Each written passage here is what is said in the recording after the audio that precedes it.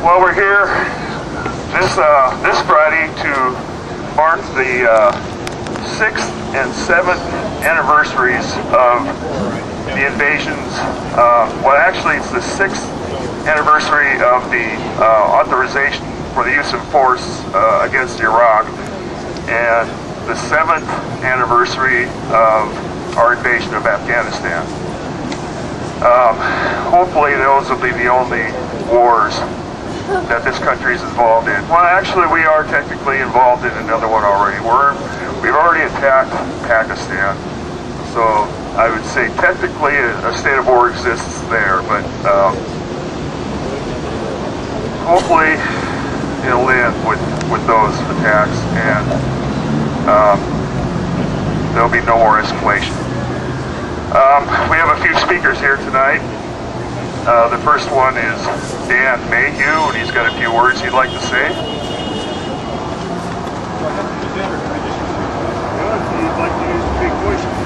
I'm going to try to use my big voice, and I appreciate you coming. I just have a couple of things that I wanted to say.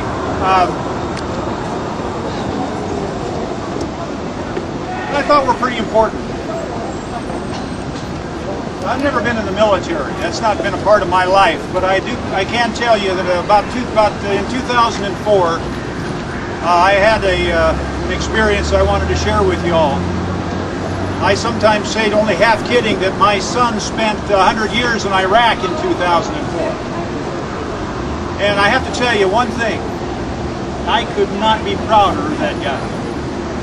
He went and he served and came back, and there are a lot of the officers that he served with said they wish they had 100 more soldiers like him, and I don't doubt it. I also got a chance to appreciate the men and women that served with him.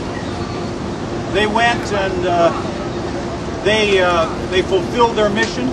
They did what they were called to do. They tried to honor their commitment, and when they went, they performed their duty as the professionals that they were. But I can tell you one thing, I was sure grateful when they came back. But I have to tell you something, they didn't all come back. A few of my son's friends, probably a half a dozen of them, didn't come back with him, including a close family friend by the name of David Weissenberg, and I mention his name to honor him tonight.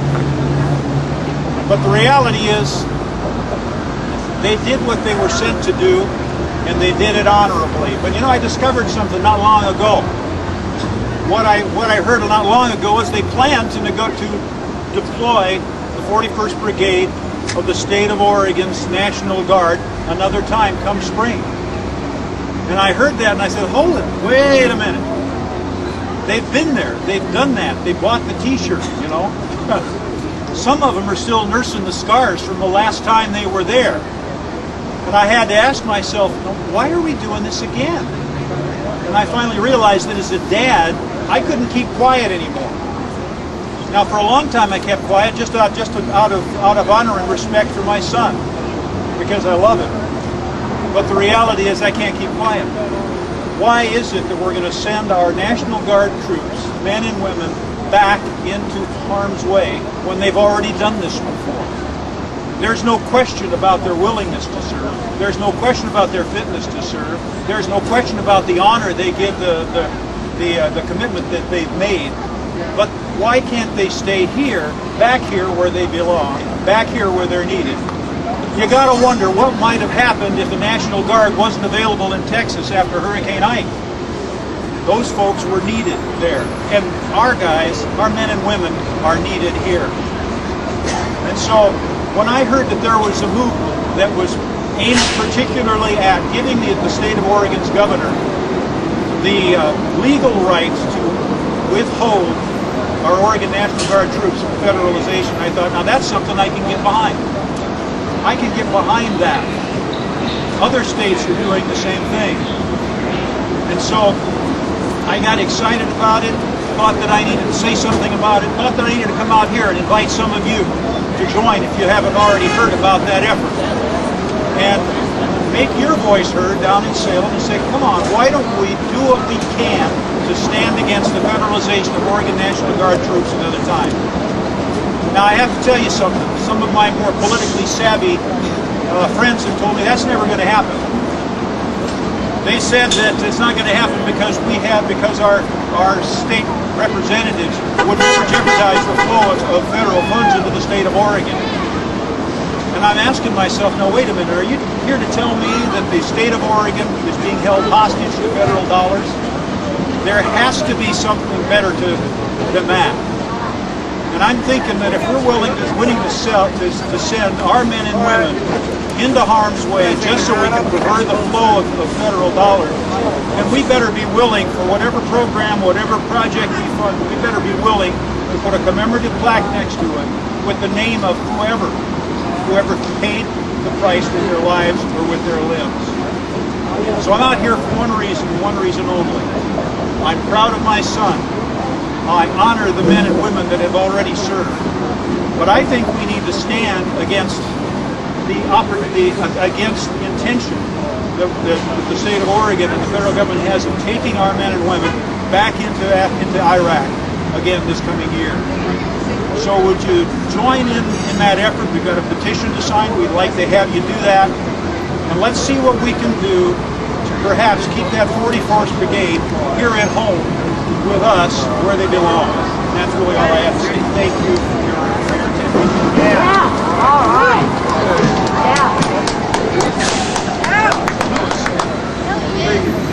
Thank you so much, Dan. We also have Ann Huntworth here who has a few words to say. So. I need to. Okay.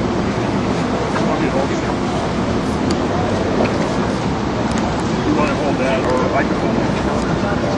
Is it on? Can people hear me now? Get really close. Can people hear me now? Yeah. Okay. I'm coming today from a little bit different perspective, and that is from the gifts that came to me by my contact with Afghan citizens right after the invasion that we made. I didn't meet any military people, but I did meet a lot of Afghans, refugees, children, families, and I learned a lot from them. And it breaks my heart to think of how many of them are probably not alive anymore because of our activities there. One of the interesting things that we discovered, which I don't know how many people know that, but I have to show you this. This is a picture of a cluster bomb. Cluster bombs are deadly. And I met the family of a kid who died because of a cluster bomb. And you know why they died because of cluster bombs? Because they're pretty and yellow, and they look exactly like the food packages which were dropped by the U.S. military for people in Afghanistan to pick up and eat. I can't imagine who thought that one up. Well, maybe I could. And we met a number of people, both in Afghanistan and in Iran, across the border, who had had their legs blown off, who had had very serious injuries as a result of cluster bombs. The other thing that was very interesting to me was that we met a lot of incredible refugees, Afghans. We went into a school that was in Mashhad, which is the provincial capital right next to the border of Afghanistan. And I saw a poster on the wall, and it said, "We must learn well our history as a people, or others will write it for us." And in a way, that's kind of what's happening now. But that goal of those children and those teachers, that they would know their history and honor their history and rejoice in their history, is still present for many people. Then the other encounter that I had that I've never forgotten was with a woman in a refugee camp in Afghanistan, a young mother whose husband had died in the fighting with 3 little kids. And she said, "I know things are bad, and I don't know how hard it's going to be, but my children are going to have a better place than I've had." And I often wonder, is she still alive? Those children now would be a whole lot older. They'd be school age or in high school. I don't know what happened to her, but it's heartbreaking to think of those persons with those goals and those strengths that, you know, we don't even have that kind of strength here in this country. I feel sorry for us. I remember one time somebody had gone to Latin America and they said, oh, we'll be thinking of you and we'll be praying for you and all that kind of stuff. And the Latin Americans said, you better go home and pray for your own people and do something about your own people. Because they are clueless, and we are clueless about the things that are happening in Afghanistan and so many other places in the world. And it is heartbreaking. That's really all I have to say. I just think we cannot forget those individuals who are there, those families that are struggling. It's been hard. There's been a drought. We traveled across to reach the refugee camp, and we saw all these boats upside down in the sand. How come we got boats in the sand? Well, there had been a river there, and the river had provided fish and cultivated fields, and it was totally dry because rivers coming out of the mountains had dried up. So life is hard there, but that's not an excuse to give up and to forget about people. And the Afghans, the country belongs to the Afghans, and they need to be the ones to make the decisions, take leadership and responsibility, and we need to get out. Yeah! And I recommend this book to anybody that hasn't seen it before. Leaving Afghanistan is brand new, and it's a very good book about the situation there now. Leaving Afghanistan. Thank you, and thanks very much. Well, I did forget to mention one other thing that we could be commemorating this weekend. There was another invasion that occurred also in October 516 years ago this Sunday, and that is, of course, the invasion of America by Europeans. Columbus Day, it's usually referred to. Some people refer to it as Genocide Day. There's some other names for it, but anyway, that's kind of how we got started in this country, and the occupation has been going on for over 516 years now. So let's get out, let's march down the sidewalks and make a little bit of noise, remind people of some of the things that this country is responsible for. Thank you.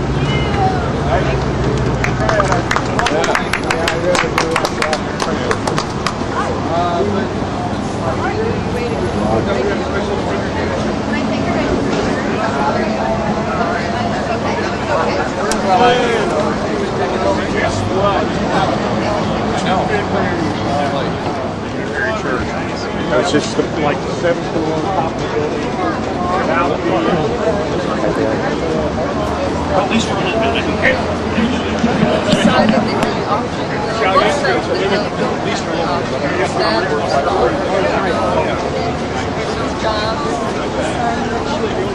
Afghanistan, it wasn't all the noble cause. Hello? Yeah, there we go. About this side go for about 2,000. No, it's got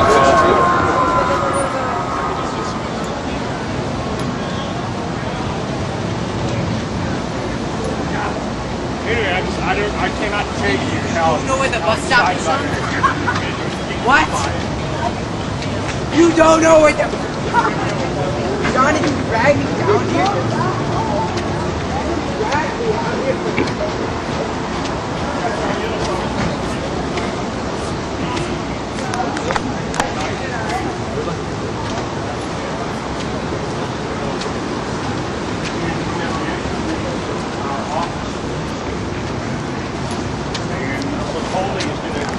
Have our places sprayed with stuff. So this is just a perfect way to loosen up things. When this is going to start, I think November 15th. Just depends. There's a whole lot of things that have to happen.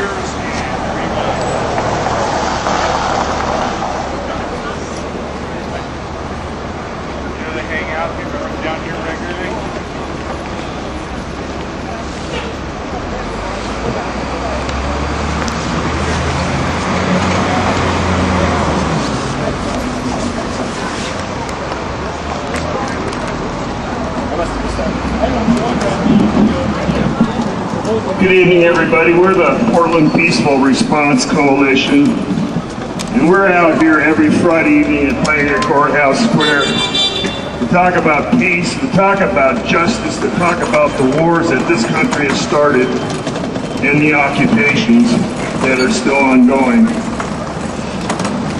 6 years ago, Congress voted for the authorization for the use of force against Iraq.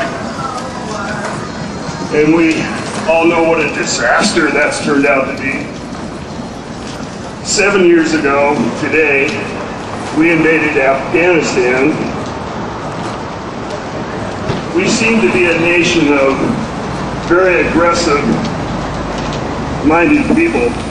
If we could support this kind of these kind of wars, we can support this kind of foreign policy. You should have said we have a government. These wars are unjust, they are unnecessary, they're absolutely immoral, and they must end now.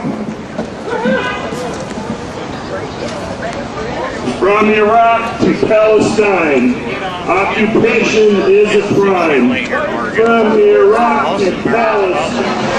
Actually says that business is going to change their military doctrine that cheerfully allows for 25 civilian deaths for every one supposed bad guy, and they're cheerful about it. That's what's happening.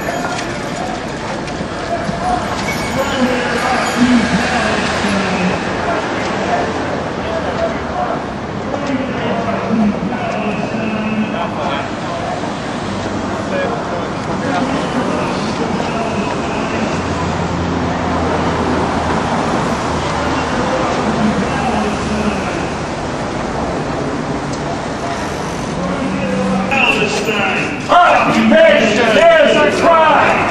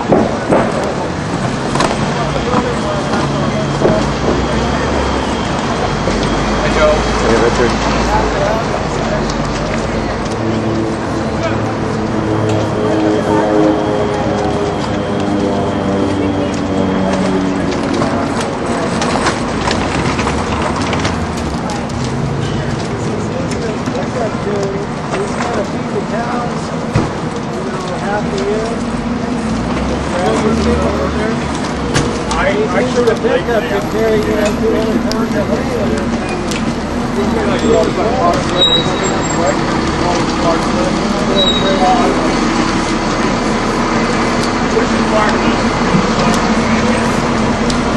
Good evening, everybody. George Bush, nearly 8 years ago, came into office with a budget surplus. He inherited a budget surplus, and he's going to be leaving office with our treasury abysmally in debt.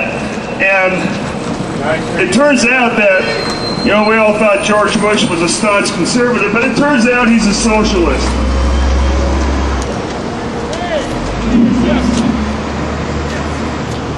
He socialized the cost of the way our financial institutions do business. But whenever there was money to be made, he privatized that. So, for all the bad decisions that were made by the Bush administration and by these various financial institutions, the American people got stuck with the bill. And I don't know if this $700 billion will be the end of this hemorrhaging of our treasury, but I have a feeling it's not. This could be just the beginning.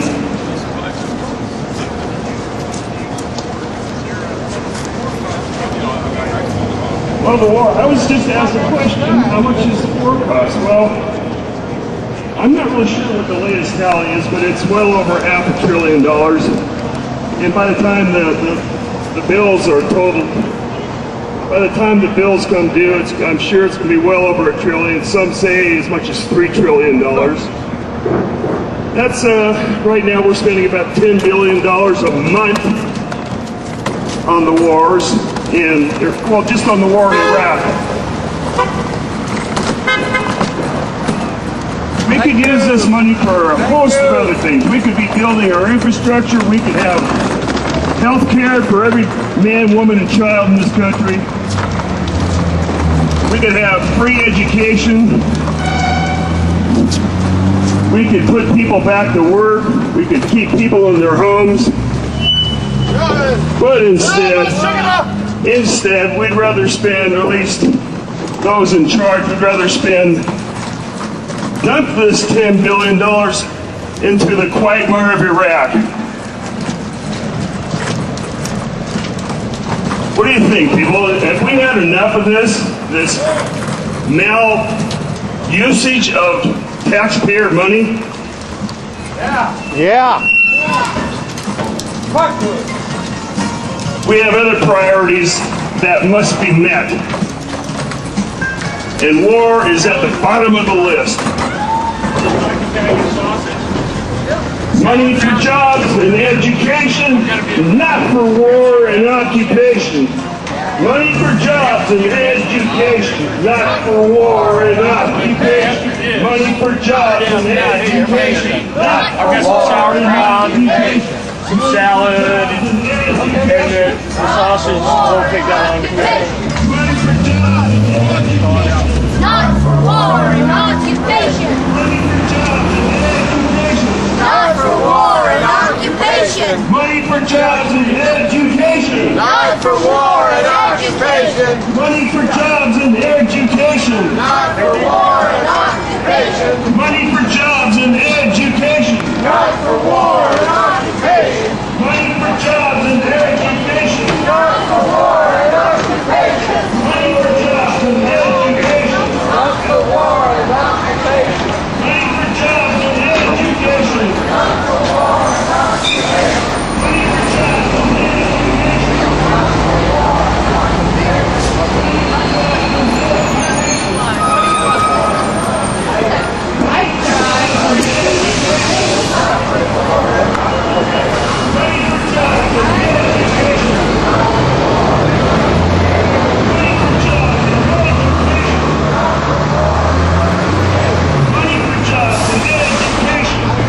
For your husband?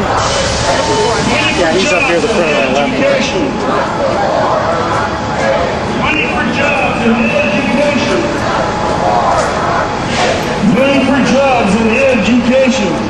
Education. Not for war and occupation. Money for jobs and education. Not for war and occupation. Money for jobs and education. Not for war and occupation. Money for jobs and education. Not for war and occupation. Money for jobs and education. Not for war and occupation. Money for jobs and education. Not for war and occupation. Money for jobs and education. Not for war and occupation. Money for jobs and education. Not for war and occupation. Money for jobs and education. Not for war and occupation. Money for jobs and education. Not for war and occupation. Money for jobs and education. Not for war and occupation. Money for jobs and education. Not for war and occupation. Money for jobs and education. Not for war and occupation. Money for jobs and education. Not for war and occupation. Money for jobs and education. Not for war and occupation. Money for jobs and education. Not for war and occupation. Money for jobs and education. Not for war and occupation.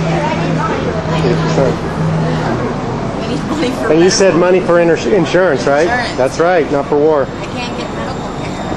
I'm homeless and in a wheelchair. I can't even get food stamps. It sucks.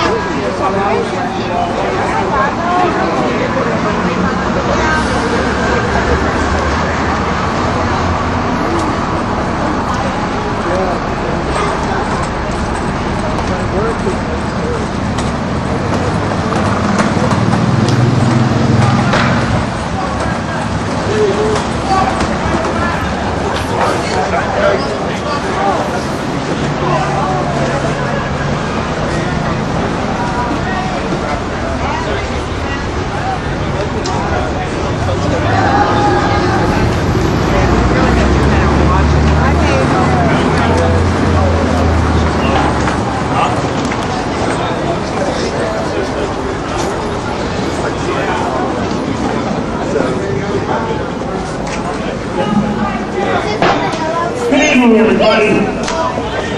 Hey, this coming spring, 3,500 of Oregon's National Guardsmen and women are due to be deployed to, once again, to Iraq and Afghanistan. This is out of a total deployment of National Guards people of about 8,000. Nearly half of them are coming from Oregon.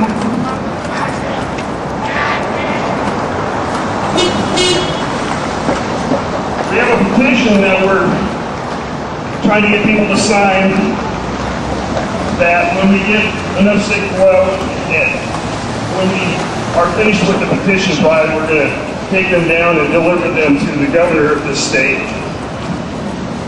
And while it's not a legally binding petition, it will at the very least let the governor know the amount of support that we have for keeping our National Guard here in Oregon where they belong. Yeah. Huh? We have more than 3,000 signatures so far.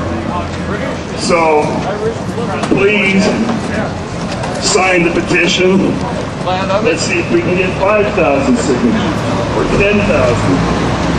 I know that there certainly is that kind of support and more to keep our troops home, because this war has finally revealed itself to all but the brain dead that this is a disaster.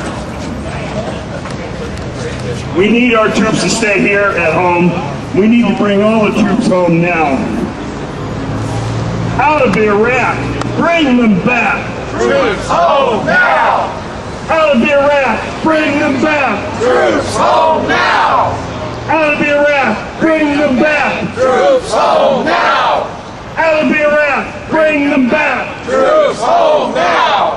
Out of Iraq, bring them back. Troops home now! Out of Iraq, bring them back. Troops home now! Out of Iraq, bring them back. Troops home now! Out of Iraq, bring them back. Troops home now! Out of Iraq, bring them back. Troops home now! Out of Iraq, bring them back. Troops home now!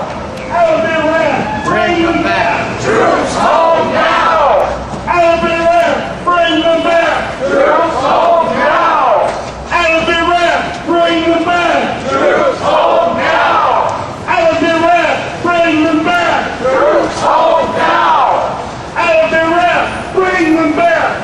Troops home now! Out of Iraq, bring them back. Troops home now! Out of Iraq, bring them back. Troops home now!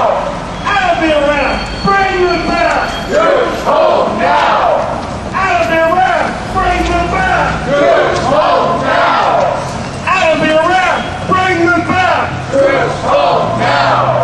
Out of Iraq, bring them back. Troops home now! Out of Iraq, bring them back. Troops home now! Out of Iraq, bring them back. Troops home now! Out of Iraq, bring them back. Troops home now! Out of Iraq, bring them back. Troops home now! Out of Iraq, bring them back. Troops home now!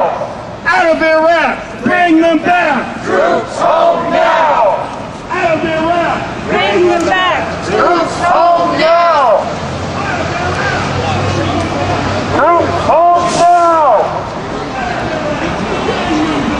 Troops home now! Troops home now!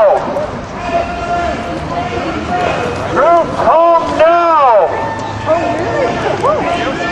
Well, that's pretty nice. Bye. Bye. See you later. Okay. Troops Jason. home now! Troops home now! Troops home now! Troops home now! Troops home now! Troops home now! Troops home now!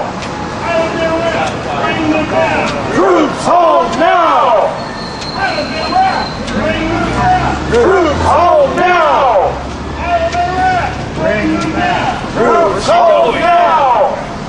Where's he going? Troops hold now! Troops hold now! Troops hold now! Troops hold now! Troops hold now! Troops hold now! Bring them back! Troops home now!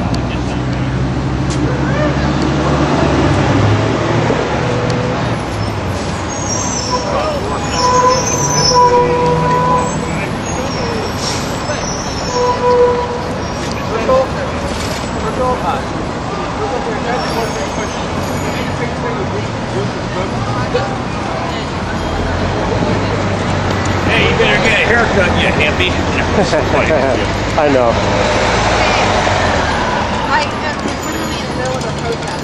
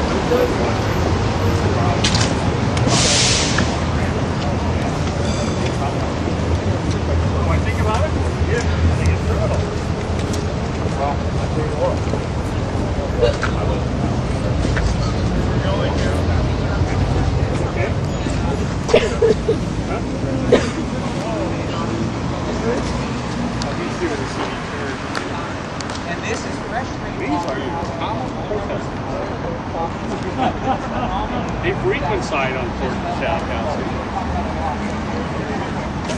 Harder than this every coiling wheel.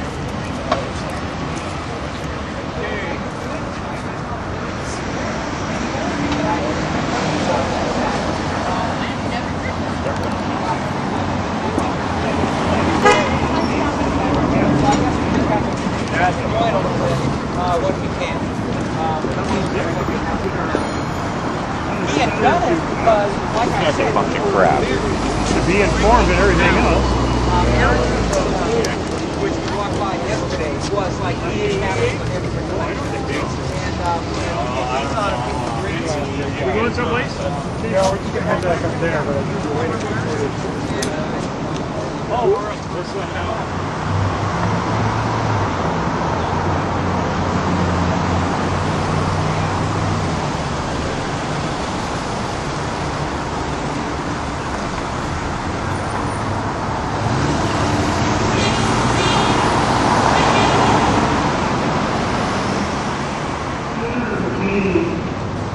Says that we're there ostensibly to live down and kill terrorists. But every time we kill someone, we were terrorists.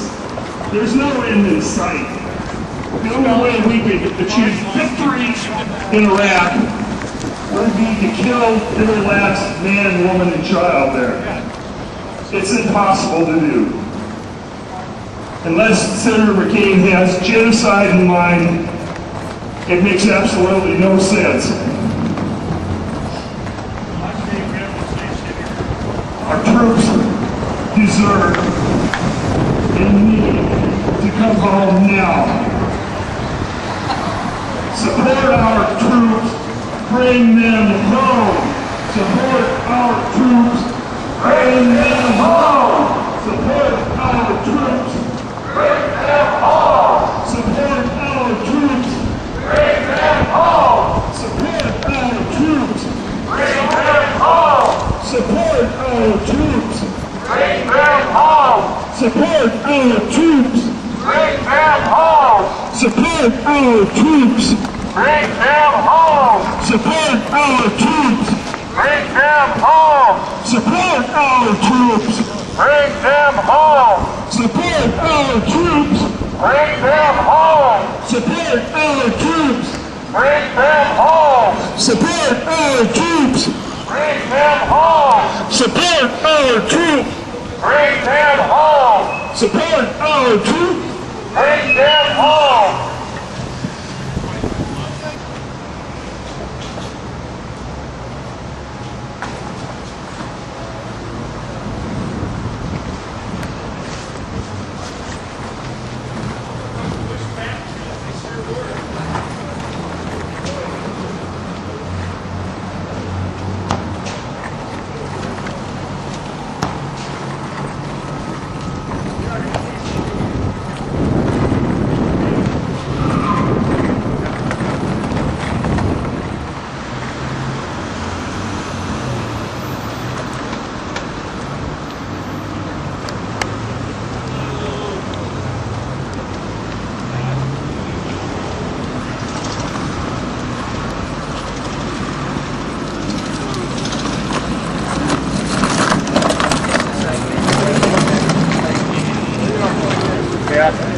There's another building I really like. Good evening, everybody. We're the Portland Peaceful Response Coalition. We're out here on the streets on a Friday evening at 5 p.m. to talk about peace, to talk about justice, or the lack thereof. President ever to serve this country. But I guess it's because he didn't serve this country. He only served the interests of a few corporations. I can still say this. Not my president, not my war. Not my president, Not my war!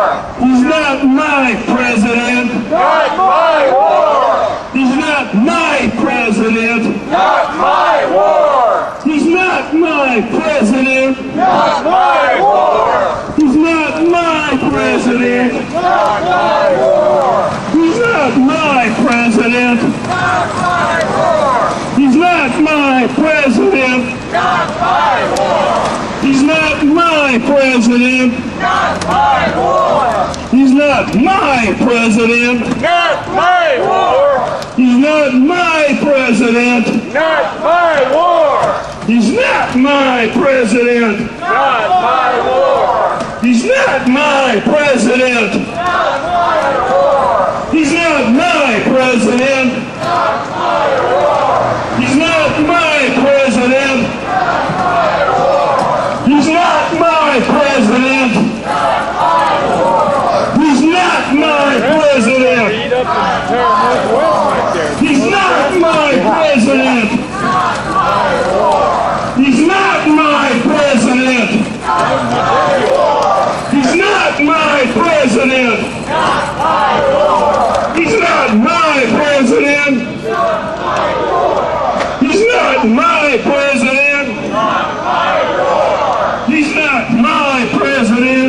Not my war! He's not my president. Not my war! He's not my president. Not my war! He's not my president. Not my war!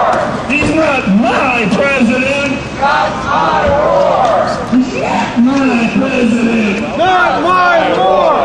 He's not my president. Not my war! Not my president. Not my war! He's not my president. Not my war! He's not my president. Not my war! He's not my president. Not my war! He's not my president. Not my war!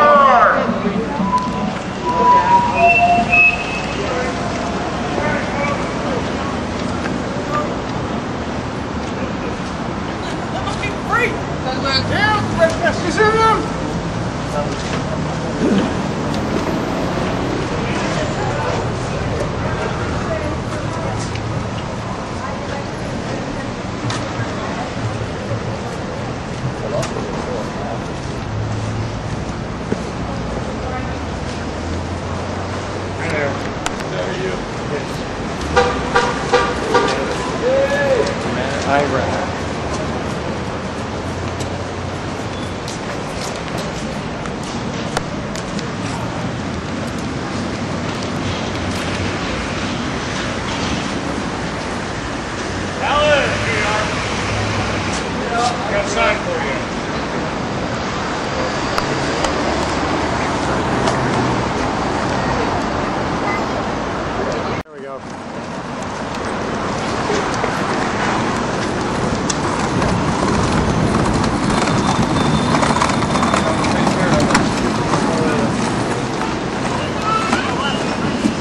Several years ago, when Nancy Pelosi took over as Speaker of the House, one of the first things that she said was that impeachment is off the table. That was over 2 years ago. But you know what? It's still not too late to impeach. We've got 102 days left in which to impeach these people, Bush and Cheney and others. 102 days left in which to impeach these war criminals. It's never too late to impeach. And once their term is over, then we talk about arrest. We talk about jail. We talk about trying for war crimes.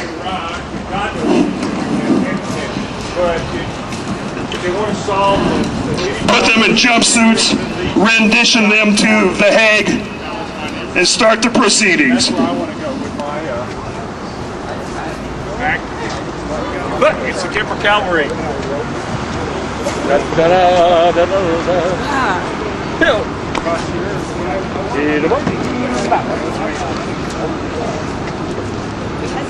Oh, where am I? Do you know that Native's going to be back on October 20th? October 20th. I have a little information. Yeah, Native's going to be here in Portland on October 20th. October 20th in the Baghdad at 7:30 p.m.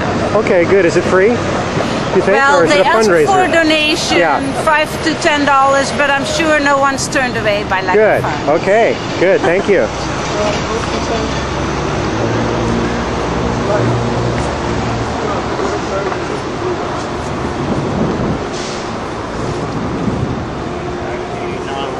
Yeah.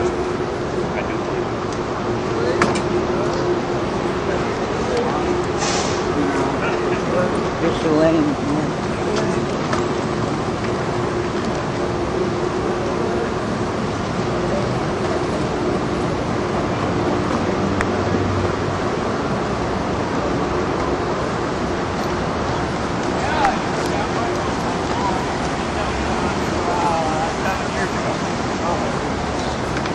Salvador, Ecuador,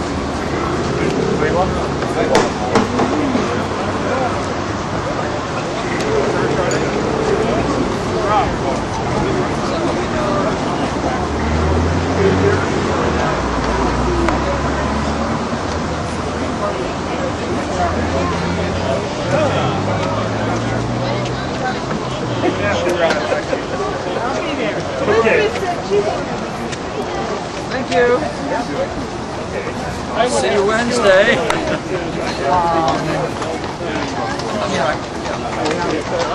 I've got a couple announcements before we break up. Tomorrow being the second Saturday of the month. Of course, that means counter recruiting over in front of the military recruiting station on Northeast 13th and Broadway. That'll be happening from 11 to 1, 11 a.m. to 1 p.m. Also tomorrow, we have Israeli peace activist Jeff Halper will be speaking at Westminster Presbyterian Church, which is on 1624 Northeast Hancock at 7 o'clock p.m. And on Sunday, October 12th, which is what some refer to in this country, the indigenous people in this country consider National Genocide Day. 516 years ago, Columbus landed. Anyway, on the 12th, we have a benefit film screening for the latest documentary from the Empowerment Project, makers of Panama Deception. The new film, Soldiers Speak Out, is told in the words of Iraq war veterans who oppose U.S. policy in Iraq. That will be taking place at the Baghdad Theater on Southeast Hawthorne at 3 p.m. and a $10 donation is requested. And I believe that's all the announcements I've got. If anyone has any others. So a Winter Soldier thing going on the 18th. at 1 o'clock at First Unitarian, 18th. 18th, 1 o'clock. Yeah, we also have the Winter Soldier testimony happening on the 18th at the First Unitarian Church at 1 p.m. I've heard some of this, just not only the original one, of course, from the Vietnam War, but more recently in Washington, D.C. and Seattle. It's very worthwhile listening to. So that's on the 18th at 1 p.m. at the First Unitarian Church. And there's also a rally going on right about now, 6 p.m. right here at Pioneer Courthouse Square. So the rallies continue. And that's really, I think, all I've got to say right now. So thank you all for showing up. I really appreciate your support.